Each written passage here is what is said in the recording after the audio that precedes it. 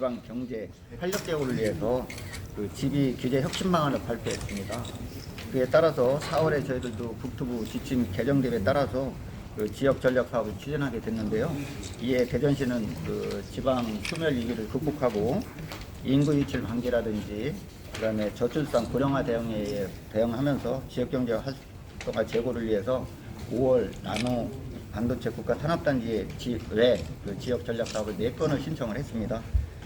그 5월에 그 국토교통부에 신청서를 제출하고 그 이후에 제안 설명회라든지 현장 답사, 그다음에 그 중앙도시계획 심의, 어제 대통령실의 국무위원회 심의를 거쳐서 그 대전에 나노 반도체 국가 산업단지가 선정이 됐습니다. 시에서는 최종 나노 반도체 국가 산업단지와 공공형 친환경 그 골프장 2개 사업증을 신청을 했었는데요. 그 중앙도시계획 심의 결과에서 최종 나노 반도체 국가 산업단지가 최종 선정이 됐습니다. 나노 국가 그 반도체 국가 산업단지는 유성구 교총동 일원에 위치하고 그 사업 기간은 2030년까지 추진하는 계획입니다. 그 부지 면적은 160만 평 정도의 어떤 규모로 사업비는 3조 4천억 규모의 좀 규모 있게 추진하는 사업입니다. 여기에는 우주 항공이라든지 나노 반도체 등을 육성을 통해서 사업 단지를 조성하는 사업입니다. 금구동 그 공공형 친환경 골프장 사업은 그 지비 관리 계획에 반영하여서 추진하는 걸로 잠정 계획을 그 국토부하고 협의했습니다. 그 지역 전략 산업 선정의 효과로서 보면 일단은 지비 해제 총량에서 국가 산업단지로 들어간 편입된 면적만큼은 그 다른 시 정책 사업을 할 수 있다라는 그 장점이 있고요. 또 환경영향 평가 등급 1등급 2등급 부분에서도 그 해제할 수 있는 여지를 담고 갑니다. 그에 따라서 한 그 조성 원가도 대폭 절감되는 걸로 지금 확인이 되고 있고요. 그 아울러서 용지 공급 측면에서 봐도 조성 원가라든지 좀 낮아서 그 공급 대비 수익도 많을 걸로 좀 판단이 되고요. 그에 따른 효과가 있을 걸로 보여집니다.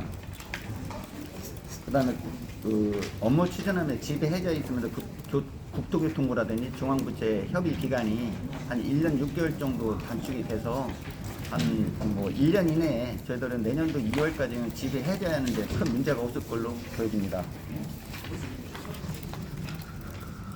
그 당초 4건의 신청을 좀 했었는데요.